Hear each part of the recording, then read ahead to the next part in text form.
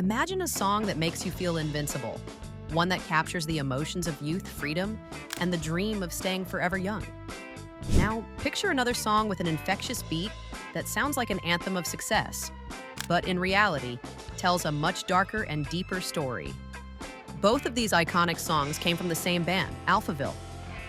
In the golden era of the 1980s, when synth-pop was reshaping the music landscape, Alphaville emerged as a group that blended poetic lyrics with futuristic electronic sounds. They weren't just another band riding the new wave trend, they created something bigger, something timeless. Their hits, Big in Japan and Forever Young, continue to echo through generations, their lyrics still relevant, their melodies still unforgettable. But who were the visionaries behind these songs? What is the story of Alphaville and their enigmatic lead singer, Marian Gold?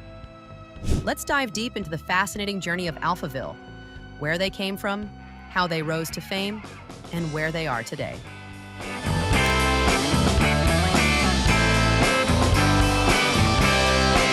Marian Gold's early life, a dreamer with no musical training. The story of Alphaville begins with its frontman Marian Gold, born Hartwig Schierbaum on May 26, 1954, in Herford, West Germany. Unlike many famous musicians, Gold's childhood wasn't filled with formal music lessons or a deep-rooted family connection to the industry. Instead, he was a dreamer, a thinker, and an artist at heart. Growing up, he was captivated by philosophy, literature, and surrealism. His passions leaned toward writing and painting rather than music. He had no classical training, no band experience, just a mind full of ideas and a deep love for storytelling. In his youth, he moved to Berlin, a city teeming with underground art, rebellion, and avant-garde music. It was here, amid the chaos of political shifts and cultural revolutions, that Gold found his true calling.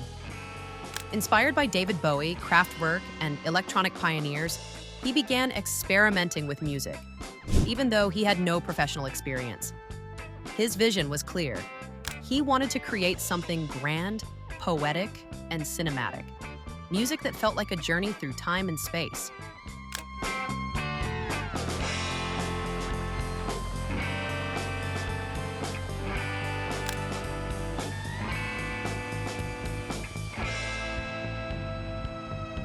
And so, the idea of Alphaville was born.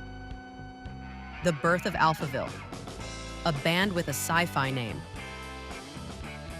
In 1982, Marian Gold, along with Bernhard Lloyd and Frank Mertens, formed a band called Forever Young. Their initial goal was simple: to experiment with synthesizers and create futuristic music that felt different from anything else at the time.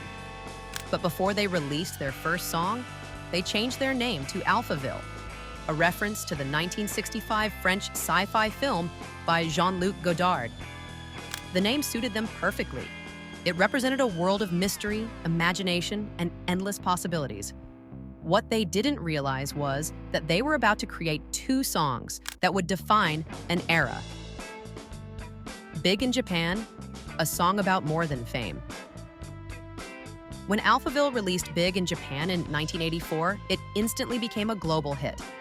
The song reached #1, won in Germany, charted across Europe, and eventually made its way to America, establishing the band as a rising force in the synth-pop scene. At first listen, the song sounds like an anthem of international success, a story of making it big in Japan.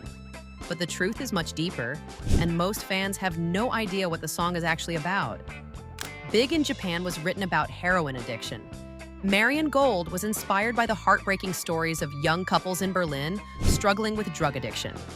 The lyrics tell the tale of two lovers trapped in their harsh reality, dreaming of escaping to a place where their problems no longer exist. In their fantasy, they imagine being big in Japan, a metaphor for starting over, finding success, and breaking free from their struggles. Despite its dark theme, the song's infectious melody and electronic rhythm made it a favorite on dance floors worldwide. It was one of the few songs of its time that combined a deep, poetic message with an upbeat, radio-friendly sound, a signature style that Alphaville would become known for. But as Big in Japan was, their next song would be even bigger. Forever Young, the anthem that refuses to age. If Big in Japan was an unexpected hit, then Forever Young was a cultural phenomenon. Released in 1984 as part of Alphaville's debut album, the song did not top the charts immediately. In fact, it wasn't a major commercial hit at first. But over time, something incredible happened. It became a timeless classic. The song's lyrics captured the universal fear of aging, the desire to hold on to youth, and the anxiety of an uncertain future. But there was another hidden layer. Forever Young was also a song about the Cold War. During the 1980s, the world was living under the shadow of a possible nuclear war. The line, "Hoping for the best but expecting the worst, are you gonna drop the bomb or not?" reflected the fear that at any moment, everything could end. Despite the dark undertones, Forever Young became an anthem of youth, freedom, and living in the moment. It was played at graduations, weddings, and even funerals.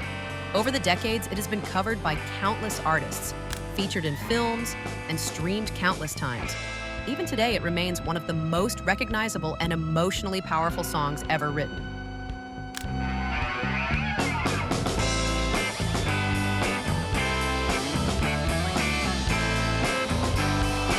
Alphaville's journey, success, struggles, and reinvention. Following the success of their debut album, Alphaville faced the challenge of sustaining their momentum. Frank Mertens left the band in 1985, and Alphaville continued with new members, releasing albums like Afternoons in Utopia and The Breathtaking Blue. While they never quite recaptured the global success of their first hits, Alphaville developed a dedicated cult following, with fans appreciating their experimental sound and poetic storytelling. Marian Gold, the undeniable heart of the band, never stopped making music. His unique, soaring vocals and introspective lyrics kept Alphaville alive for decades.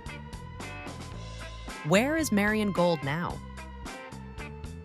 Today, Marian Gold is still performing and creating music. Alphaville continues to tour and release new projects, proving that their music is truly timeless. Gold, now in his late 60s, remains as passionate about music as ever, embodying the very essence of Forever Young. Alphaville's legacy lives on. Few bands in history have created songs that refuse to fade with time. Alphaville gave us two of the most legendary and emotionally powerful tracks of the 1980s, songs that still resonate with millions today. Now, we want to hear from you. What's your favorite Alphaville song? Do you think Forever Young is the greatest anthem of all time? Let us know in the comments. And if you loved this deep dive into Alphaville's history, like, subscribe, and never miss an update, because the best music stories never grow old.